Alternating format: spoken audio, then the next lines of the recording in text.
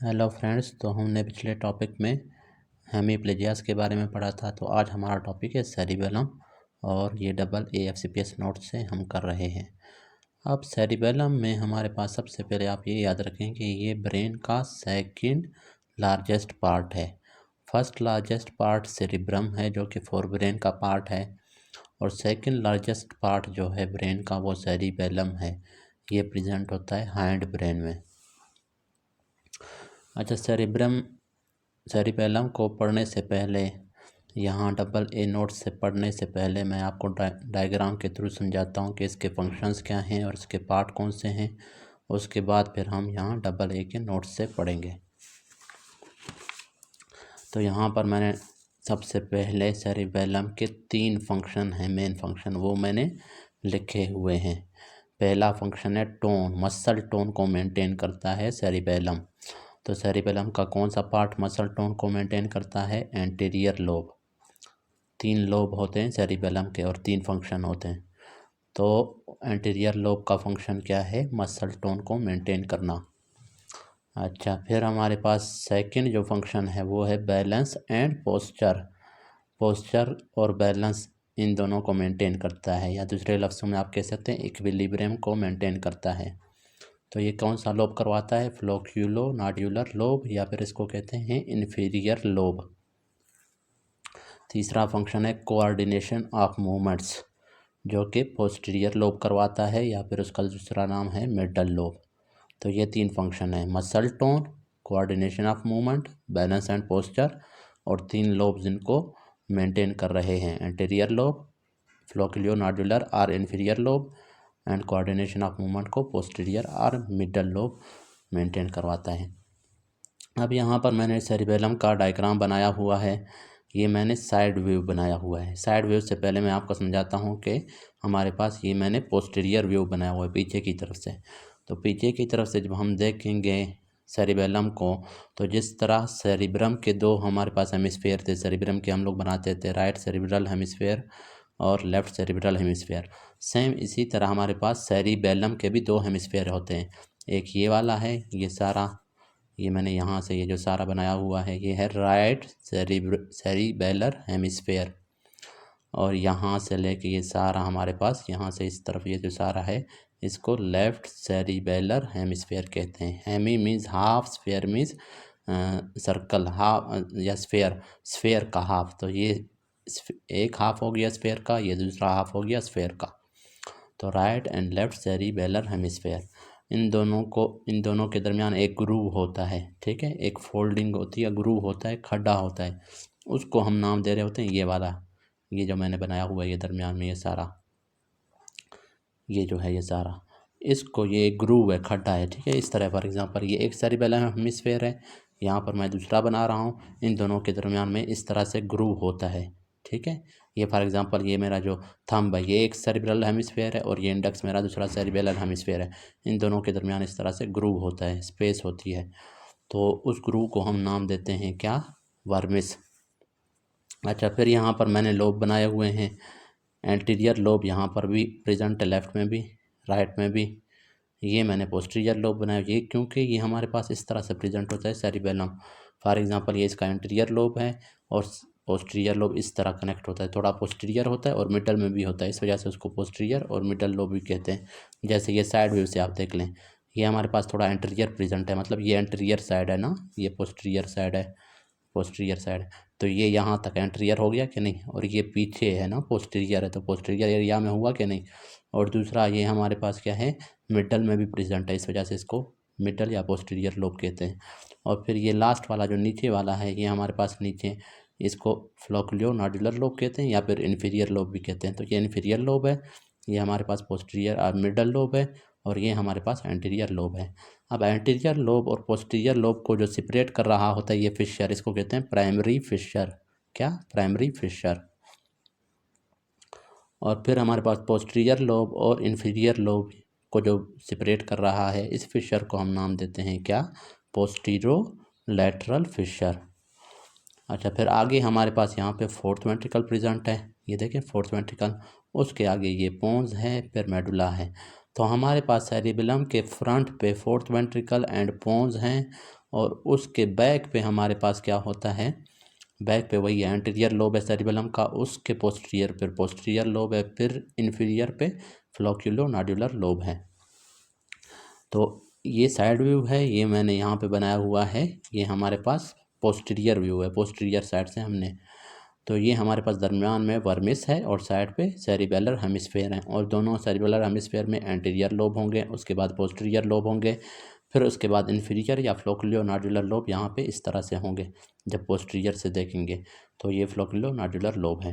Anterior lobe का function मैंने बता दिया था, टोन को मेंटेन करना है। पोस्टीरियर लोब का फंक्शन मैंने बता दिया था, क्या करवाना होता है, कोऑर्डिनेशन ऑफ मूवमेंट करवाना होता है। और फ्लोक्यूलो-नॉड्यूलर लोब का फंक्शन होता है बैलेंस एंड पोस्चर।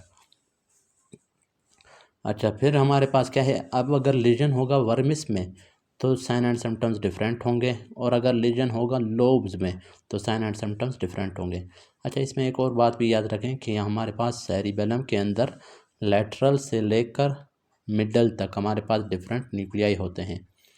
सबसे लेटरल हमारे पास डेंटेट न्यूक्लियाई होता है, उसके बाद फिर हमारे पास इम्बोलिफॉर्म एंड ग्लोबोस, ये दो हमारे पास आपस में जुड़े हुए होते हैं, ये होते हैं। और सबसे मीडियल में हमारे पास वेस्टिजियल न्यूक्लियस होता है। तो ये हमारे पास राइट सेरिबेलर हेमिस्फीयर में भी होते हैं, लेफ्ट सेरिबेलर हेमिस्फीयर में भी प्रेजेंट होते हैं, इनके डिफरेंट फंक्शंस होते हैं। अच्छा, फिर वर्मिस का अगर लीजन होगा तो हमारे पास डिफरेंट साइन एंड सिम्टम्स होंगे। अगर हमारे पास हेमिस्फीयर का, ये हेमिस्फीयर के लीजन्स के साइन एंड सिम्टम्स मैंने बनाए हुए हैं, और ये वर्मिस के लीजन के। तो ये वर्मिस मैंने असल में यहाँ से वर्मिस का नेम लेबल किया हुआ है। तो हेमिस्फीयर का अगर लीजन होगा, मतलब इस साइड पे या इस साइड पे, ये वर्मिस को छोड़ के, तो उस वक्त क्या होगा, डिसमेट्रिया होगा। अब डिसमेट्रिया का मतलब ये होता है, मेट्रिया का लफ्ज़ निकला हुआ है मीटर से, मीटर का मतलब होता है मेजरमेंट। तो मतलब एबनॉर्मल मेजरमेंट्स, मतलब हमारी बॉडी मेजर नहीं कर सकेगी, हमारा ब्रेन मेजर नहीं कर सकेगा किसको, डिस्टेंस को। तो इसको पास्ट पॉइंटिंग भी कहते हैं। इसमें हम लोग एक टेस्ट करवाते थे, फिंगर नोज टेस्ट। अब फिंगर नोज टेस्ट में हम लोग क्या करते थे कि क्या है, फॉर एग्ज़ाम्पल मैंने अपना ये हाथ इस तरह मैंने पकड़ा हुआ है, ठीक है। तो इसको जो है मैं अपने नोज़ के साथ जाके टच करता हूँ। तो बार बार जब मैं टच करता हूँ, ठीक है, वो नोज़ के साथ टच नहीं होगा, बल्कि आगे अपने नोज़ के साथ पहले टच करूँगा, फिर सामने वाले के नोज़ के साथ। तो वो नोज़ को नहीं बल्कि नोज़ से आगे चला जाएगा। तो मतलब मुझे क्या है, मुझे मेरे मूवमेंट्स जो है वो क्या हो गए हैं, डिस्टर्ब हो गए हैं, मूवमेंट्स की कोऑर्डिनेशन नहीं हो पा रही।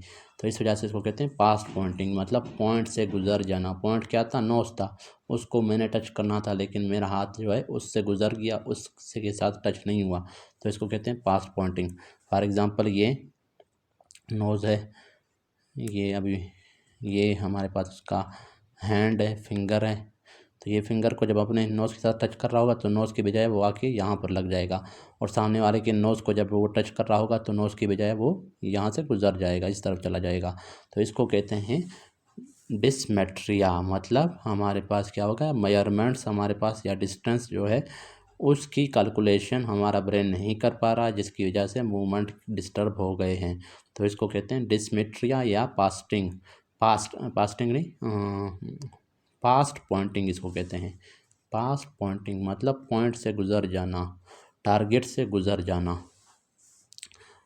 अच्छा, ये इनवॉलंटरी, जानबूझ के हम इस तरह से नहीं करें कि टारगेट से गुजार रहे हैं अपना हाथ, बल्कि हम लोग जो है टारगेट को लगाना चाहते हैं, लेकिन हमारा हाथ टारगेट पे नहीं जाएगा बल्कि गुजर जाएगा, क्योंकि कोऑर्डिनेशन की एबनॉर्मलिटीज़ हो गई है मूवमेंट्स की।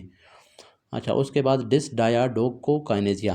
काइनेजिया का मतलब होता है मूवमेंट्स, डिस का मतलब है एबनॉर्मल, डायाडोको का मतलब होता है अल्टरनेटिंग। तो अल्टरनेटिंग मूवमेंट्स की एबनॉर्मलिटीज़। इस टेस्ट में हम क्या करते हैं, हम पेशेंट को कहते हैं कि भाई आप अपना हाथ इस तरह करें, फिर इस तरह करें, इस तरह, और अपने हाथ यहाँ पर फॉर एग्ज़ाम्पल सामने क्या है, सामने अपना दूसरा हाथ रखा हुआ है, तो उसके ऊपर इस तरह से, इस तरह से, ठीक है। ये अल्टरनेटिंग मूवमेंट। तो जब पेशेंट्स को हम लोग जब पेशेंट को हम कहेंगे कि अपने इस तरह से अल्टरनेटिंग मूवमेंट्स करें फास्टली, तो पेशेंट नहीं कर पाएगा, तो एबनॉर्मलिटी होगा इसमें। तो इस वजह से अल्टरनेटिंग मूवमेंट्स की एबनॉर्मलिटी होगी, उसको हम नाम देंगे डिसडायाडोकोकाइनेजिया। अच्छा, फिर हेमिस्फीयर के लीजन में अगला जो सिम्टम है इंटेंशन ट्रेमर या इंटेंशनल ट्रेमर्स। इसमें क्या होता है, जब आप जाते हैं किसी चीज़ को होल्ड करना चाहते हैं या फॉर एग्ज़ाम्पल कैच करना चाहते हैं, फॉर एग्ज़ाम्पल यहाँ पर गिलास पड़ा हुआ है, तो जब पेशेंट जाएगा गिलास को पकड़ना शुरू करेगा तो उसके ट्रेमर्स इस तरह से स्टार्ट हो जाएंगे। फॉर एग्ज़ाम्पल ये पेन है, अब पेशेंट इस पेन को होल्ड करना चाहता है, तो जब वो होल्ड करना चाहेगा तो अपना हाथ जब करीब ले जाएगा, जैसे इसके साथ टच कर रहा होगा तो उसके हाथ में इस तरह से ट्रेमर स्टार्ट हो जाएंगे। तो इसको नाम देते हैं इंटेंशनल ट्रेमर। मतलब जब भी पेशेंट इंटेंड करेगा किसी चीज़ को ग्रैब करने का, पकड़ने का, होल्ड करने की इंटेंशन जब भी करेगा पेशेंट, तो उसके हाथ में ट्रेमर स्टार्ट होंगे। लेकिन जब वो रेस्ट पे होगा, किसी चीज़ की इंटेंशन नहीं कर रहा होगा, किसी चीज़ को ग्रैब करने की इंटेंशन नहीं होगी उसकी, तब हमारे पास क्या होंगे, तब ट्रेमर्स नहीं होंगे। तो इसको कहते हैं इंटेंशनल ट्रेमर। एक तो होता है रेस्टिंग ट्रेमर, रेस्ट पे भी बंदे के ट्रेमर्स हैं, वो हमारे पास उसके डिफरेंट काजेज़ होते हैं, वो सेरिबेलम की वजह से नहीं होता। लेकिन जो सेरिबेलर हेमिस्फेयर में जब लीजन होता है तो उसमें क्या होते हैं, इंटेंशनल ट्रेमर होते हैं। जब बंदा कुछ होल्ड करने की इंटेंशन करेगा तब क्या होगा, उसके हाथ में, हैंड्स में ट्रेमर्स प्रोड्यूस होंगे। अगला है स्कैनिंग डिसआर्थरिया। आर्थरिया का मतलब, आर्थरो का वैसे लफ्ज़ जो होता है उसका मतलब होता है जॉइंट। यहाँ पर हमारे पास इसका मतलब है आर्टिकुलेशन, स्पीकिंग करना, स्पीच करना, बात करना। तो जब बंदा हमारे पास, उसको स्पीकिंग में डिफ़िकल्टी होगी, एबनॉर्मलिटी होगी, अगर स्पीकिंग में एबनॉर्मलिटी आ जाए तो उसको कहते हैं डिसआर्थरिया, ठीक है ना। और स्कैनिंग डिसआर्थरिया में क्या होता है, स्पीक में इस तरह की एबनॉर्मलिटी होगी कि वो हर लफ्ज़ के ऊपर जोर देगा। फॉर एग्ज़ाम्पल जब आप उस पेशेंट से पूछेंगे आपका घर कहाँ है, तो वो कहेगा मेरा घर लोरालाई में है, इस तरह से।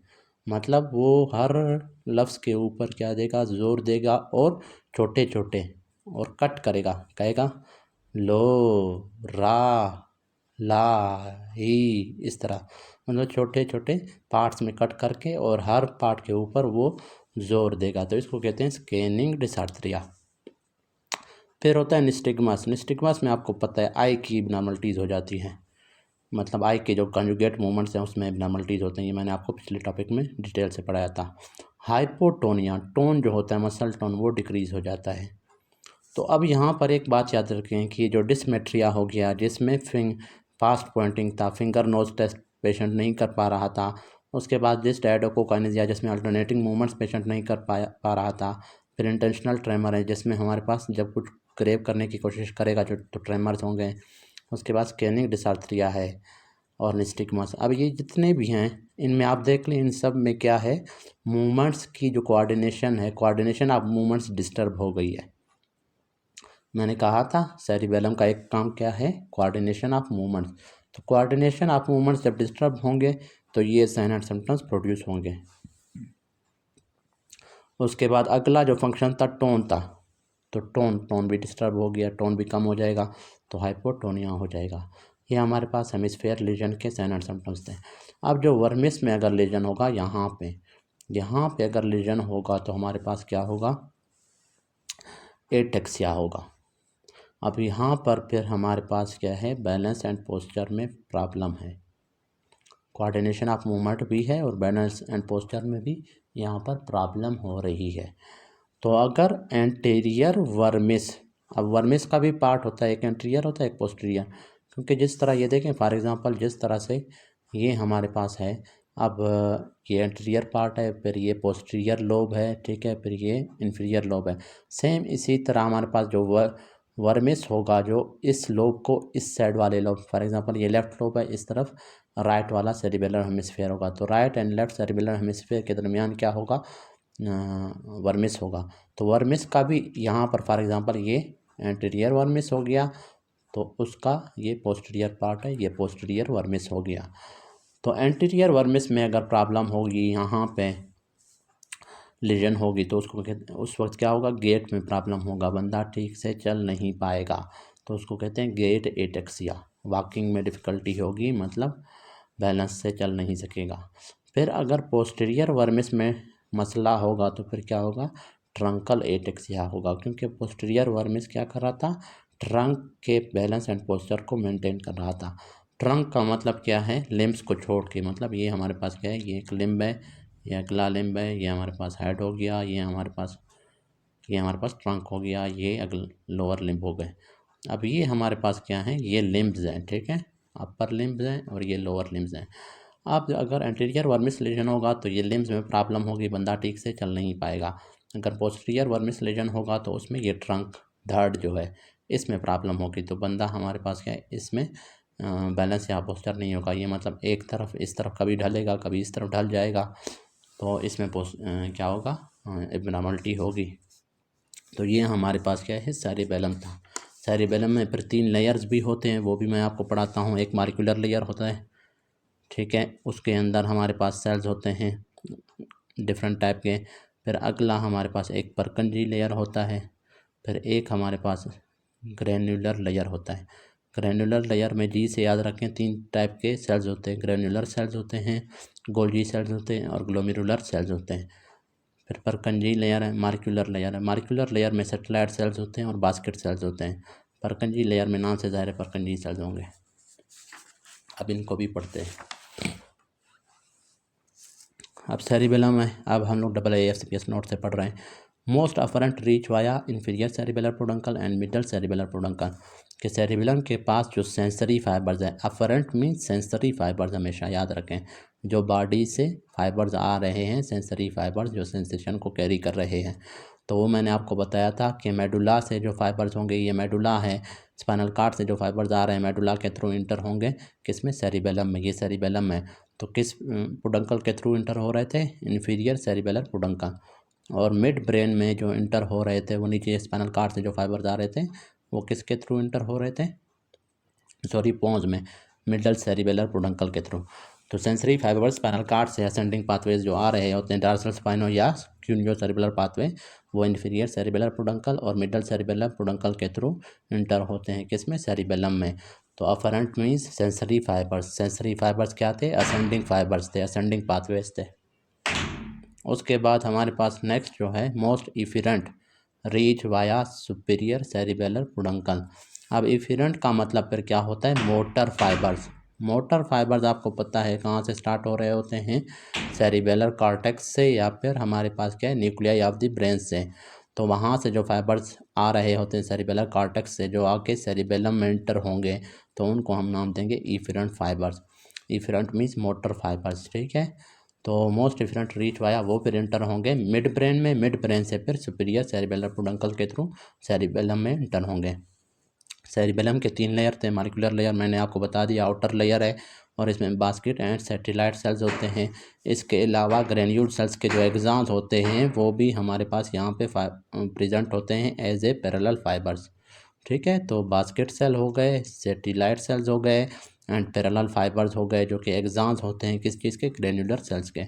और परकंजी लेयर जो है मिडल लेयर है और मोस्ट इंपॉर्टेंट लेयर है, और ये बनाता है आउटफ्लो ट्रैक्स। परकंजी लेयर से क्या होते हैं, आउटफ्लो ट्रैक्स, मतलब मोटर पाथवेज निकलती हैं सेरिबेलम से, मोटर पाथवेज निकलती हैं। कुछ मोटर भी होते हैं, कुछ सेंसरी भी होते हैं। सेंसरी जो है यहाँ से जाएंगे कहाँ पर, सेरिबेलर कॉर्टेक्स के पास, और जो मोटर होंगे वो सेरिबेलम से जाएंगे डिफरेंट पार्ट्स में बॉडी की तरफ। अच्छा, फिर हमारे पास क्या होता है, ग्रेनुलर लेयर जो है, सेल लेयर है, ये हमारे पास इनर मोस्ट लेयर है सेरिबेलर कॉर्टेक्स का और कॉन्टेन, और इसमें गोल्जी सेल्स होते हैं, ग्रेन्यूल सेल्स होते हैं एंड ग्लोमेरुलर सेल्स होते हैं। तो जी से ग्रेन्यूल लेयर, और जी से याद रखें 3 टाइप के जी वाले सेल्स होते हैं, ग्रेन्यूल सेल्स, ग्लोमेरुलर सेल्स है और गोल्जी सेल्स है। अच्छा, इसमें एक बात याद रखें, मैंने नाम दिया है सेरिबेलर कॉर्टेक्स। जिस तरह सेरिब्रम का हमारे पास आउटर पार्ट जो था जिसमें ग्रे मैटर था, जिसमें सारे सेल बॉडीज थे न्यूरॉन के, उसको हम लोग सेरिब्रल कॉर्टेक्स कह रहे थे। सेम इसी तरह सेरिबेलम में भी आउटर पार्ट जो होगा इस तरह से, उसमें हमारे पास ग्रे मैटर प्रेजेंट होगा, सेल बॉडीज होंगे न्यूरॉन्स के, उसको हम नाम देते हैं सेरिबेलर कॉर्टेक्स। फिर सेरिबेलर कॉर्टेक्स के अंदर जो होते हैं फाइबर्स होते हैं, एक्सान्स होते हैं, वाइट मैटर होता है, ठीक है, इस तरह से। फिर हमारे पास ये हो गया सेल्स। हमारे पास अभी देखें ग्रेन्यूल सेल्स। अब ग्रेन्यूल सेल्स जो इस लेयर में प्रेजेंट है उनका फंक्शन क्या है, वो रिलीज करते हैं ग्लूटामेट, जो कि एक एक्साइटेटरी न्यूरोट्रांसमीटर है। इस वजह से एक्साइट करेगा किसको, परकिंजी सेल्स को। तो मतलब ये हमारे पास क्या है, फॉर एग्जांपल ग्रेन्यूल सेल्स हैं, इसने रिलीज़ कर दिया ग्लूटामेट। यहाँ पर सामने प्रेजेंट है फॉर एग्जांपल परकंजी सेल, तो वो ग्लूटामेट आके परकंजी सेल पे जब अटैच होगा तो ये परकंजी सेल क्या हो जाएगा, एक्साइट हो जाएगा। इसमें हमारे पास क्या होंगे, नर्व इम्पल्सेस प्रोड्यूस होंगे, एक्शन पोटेंशियल प्रोड्यूस होंगे। फिर बास्केट एंड स्टेरॉयड सेल्स क्या है, वो रिलीज़ करते हैं गाबा। अब गाबा आप लोगों को पता होगा कि ये क्या होता है, गामा अमाइनो ब्यूटारिक एसिड। ये एक इनहिबिटरी न्यूरोट्रांसमीटर है। तो ये क्या करेंगे, इनहिबिट करेंगे परकिंजी सेल्स को। अब देखेंगे ग्लूटामेट ग्रेन्यूल सेल्स जो थे, ये ग्रेन्यूल सेल्स था। ग्रेन्यूल सेल्स क्या कर रहे थे, परकंजी से, ये परकंजी सेल था, परकंजी सेल्स को एक्टिवेट कर रहे थे, एक्साइट कर रहे थे, क्योंकि वो रिलीज़ कर रहे थे ग्रेन्यूल सेल क्या, ग्लूटामेट। और ग्लूटामेट एक्साइटेटरी न्यूरोट्रांसमीटर है, तो परकंजी सेल्स को एक्टिवेट कर रहे थे। लेकिन अब जो बास्केट एंड सेटेलाइट सेल्स हैं, ये फॉर एग्जांपल बास्केट सेल है, या फॉर एग्जांपल सेटेलाइट सेल्स हैं, ये रिलीज़ करेंगे गाबा। और गाबा जब अटैच होगा परकंजी सेल पे, तो वो क्या करेंगे, परकंजी सेल्स को इनहिबिट करेंगे, उसकी एक्टिविटी को डिक्रीज़ करेंगे। फिर तीसरा सेल है गोल्जी सेल्स, जो कि रिलीज़ करता है गाबा, फिर से गाबा, लेकिन ये इनहिबिट करेगा किसको, ग्रेन्यूल सेल्स को। अब देखें, ग्रेन्यूल सेल्स ने एक्टिवेट किया परकंजी सेल्स को, बास्केट एंड सेटेलाइट ने इनहिबिट किया परकंजी सेल्स को। अब जो गोल्जी सेल्स हैं वो फिर इनहिबिट करते हैं किसको, इसी ग्रेन्यूल सेल को इनहिबिट करते हैं। जब ये इनहिबिट हुआ तो ये परकंजी सेल को, ग्रेन्यूल सेल परकंजी सेल्स को एक्टिवेट नहीं कर पाएगा। फिर परकंजी सेल्स जो रह गए, ये परकंजी सेल्स खुद जो हैं, इनका फंक्शन, ये भी गाबा रिलीज़ कर रहे थे। ये जब गाबा रिलीज़ करेंगे तो ये इनहिबिट करेंगे डीप सेरिबेलर न्यूक्लियाई, जो मैंने आपको बता दिए थे कौन कौन से थे, डेंटेट था, इम्बोलिफार्म था, ग्लोबोस था और फेस्टिजियल न्यूक्लियस था, उनको ये इनहिबिट करेगा। अच्छा, अफरेंट फाइबर्स जो होते हैं, सेंसरी फाइबर्स, वो दो टाइप के हैं। एक मोजी फाइबर्स हैं जो कि वेस्टिबुलो सेरिबेलर हैं। वेस्टिबुलो सेरिबेलर का मतलब जो वेस्टिब्यूल से जा रहे होते हैं सेरिबेलम के पास, ये मोजी फाइबर हो गए। स्पाइनो सेरिबेलम जो कि स्पाइनल कार्ड से आ रहे थे, डार्सल स्पाइनो सेरिबेलर था और क्यूनियो सेरिबेलर था, और वेंट्रल स्पाइनो सेरिबेलर पाथवेज जो थे वो सारे स्पाइनो सेरिबेलर फाइबर्स हैं, मोजी फाइबर्स हैं। उसके बाद पोंटो सेरिबेलर जो कि पोंस से जा रहे थे सेरिबेलम के पास।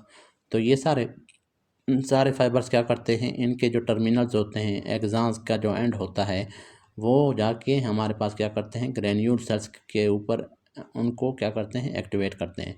तो मतलब vestibulo cerebellar, spino cerebellar and ponto cerebellar fibre सारे जाके ये ग्रेन्यूल सेल्स हैं, ये हमारे पास समझो ये वाले फाइबर्स हैं, ये सारे मोजी फाइबर्स हैं, ये जाके इस ग्रेन्यूल सेल के ऊपर क्या रिलीज़ करवाते हैं, उनको एक्टिवेट करवाते हैं, न्यूरोट्रांसमीटर, एक्साइटेटरी न्यूरोट्रांसमीटर रिलीज़ करवा के। फिर क्लाइंबिंग फाइबर्स हैं।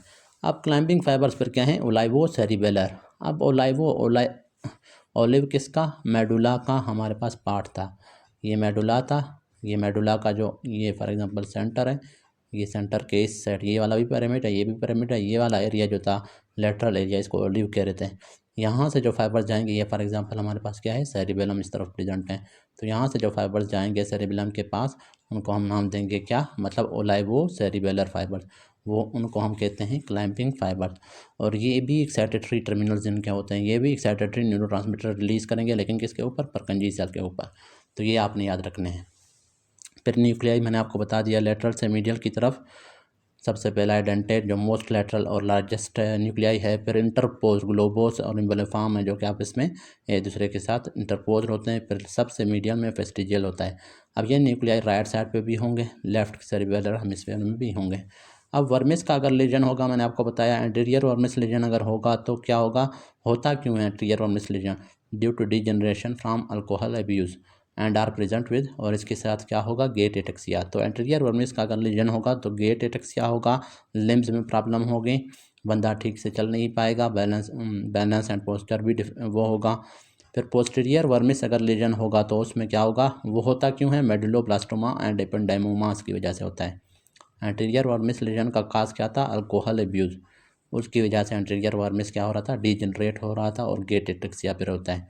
लेकिन पोस्टीरियर वर्मिस लीजन जो होता है उसकी काज क्या है, मेडुलोब्लास्टोमा और एपेंडाइमोमा। अब मैंने आपको बताया था डायग्राम में कि फोर्थ वेंट्रिकल प्रेजेंट होता है हमारे पास सेरिबेलम के इन फ्रंट में। मैं आपको दोबारा डायग्राम से दिखाता हूँ।